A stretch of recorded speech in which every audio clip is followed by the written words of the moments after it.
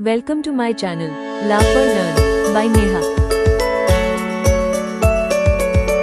एक समय की Like, बात है। share, एक subscribe. विशाल जंगल के किनारे एक पुराना बरगद का पेड़ था। उस पेड़ पर कालू नाम का एक बुद्धिमान कौवा रहता था। कालू मेहनती, ईमानदार और सतर्क था। वो हर सुबह सूरज निकलने से पहले उड़कर भोजन की तलाश में निकल जाता और शाम तक लौट आता। उसी जंगल में लाली नाम की एक लोमड़ी भी रहती थी। लाली बहुत चालाक थी। वो मेहनत करने से बचती और दूसरों को धोखा देकर अपना पेट भरती थी।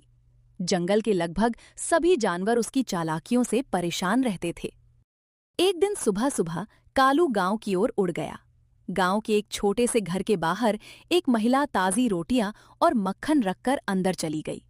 मौका देखकर कालू नीचे आया और बड़ी सावधानी से एक मक्खन लगी रोटी अपनी चोंच में दबाकर उड़ गया। वो बहुत खुश था। उसने सोचा, आज तो मजेदार नाश्ता मिलेगा। वो उड़ते उड़ते वापस अपने बरगद के पेड़ पर आकर बैठ गया। उधर लाली लोमड़ी कई घंटों से भूखी घूम रही थी। उसे कहीं भी शिकार नहीं मिला। तभी उसकी नजर पेड़ पर बैठे कालू पर पड़ी।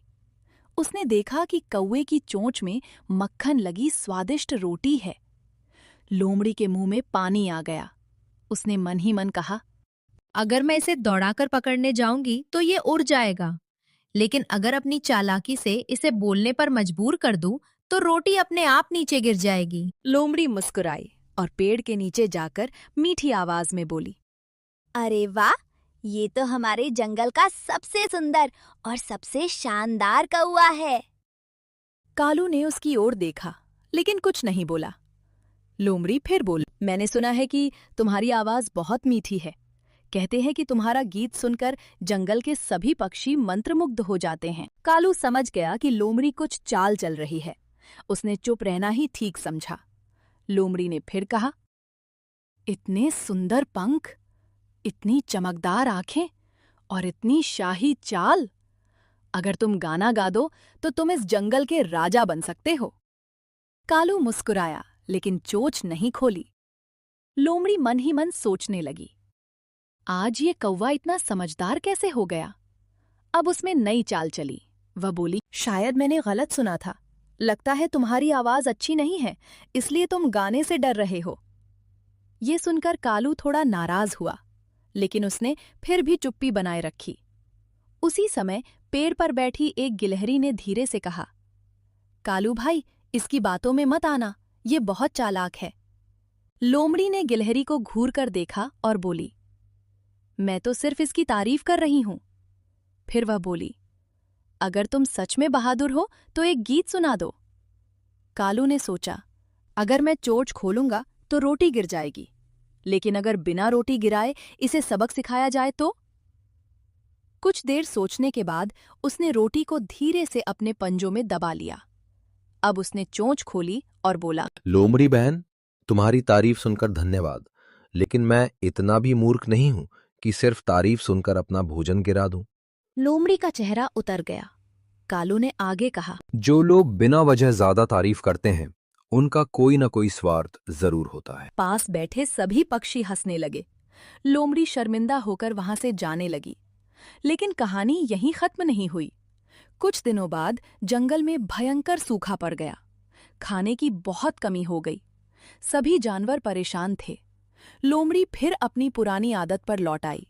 वह हर किसी को धोखा देकर खाना छीनने की कोशिश करती।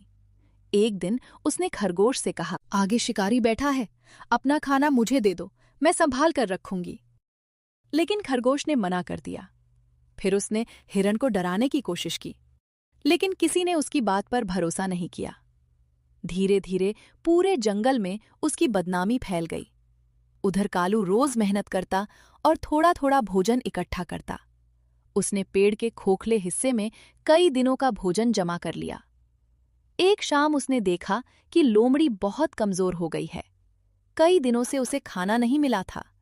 वह पेड़ के नीचे बैठी रो रही थी। कालू नीचे आया और बोला, क्या हुआ? लोमड़ी ने सिर झुकाकर कहा, आज मुझे अपनी गलती समझ आ गई।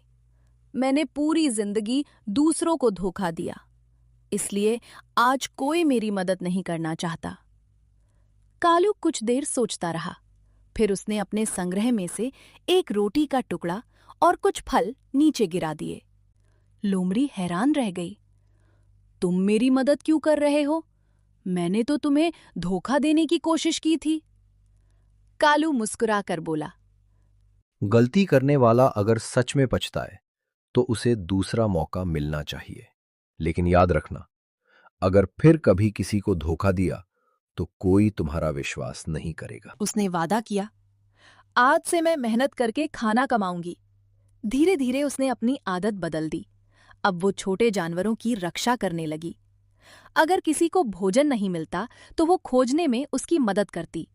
कुछ महीनों बाद पूरा जंगल फिर से हरा भरा हो गया। एक दिन जंगल के सभी जानवरों ने सभा बुलाई।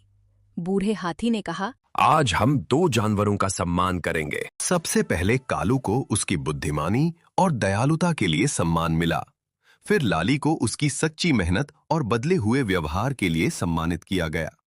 लोमड़ी ने सभी के सामने कहा, मैंने सीखा है कि झूठी तारीफ से किसी का विश्वास नहीं जीता जा सकता। विश्वास मेहनत, ईमानदारी और अच्छे व्यवहार से मिलता है। कालू मुस्कुराया। उस दिन से दोनों अच्छे मित्र बन गए। जब भी जंगल में कोई नया बच्चा जन्म लेता, बड़े जानवर उसे यह कहानी सुनाते कि कैसे एक चालाक लोमड़ी ने अपनी गलती से सीख ली और एक समझदार कौवे ने बुद्धिमानी के साथ साथ दया भी दिखाई। सालों बाद भी जंगल के बच्चे इस कहानी को बड़े ध्यान से सुनते और उससे सीख लेते कि अक्ल, धैर्य और ईमानदारी हमेशा चालाकी पर भारी पड़ते हैं।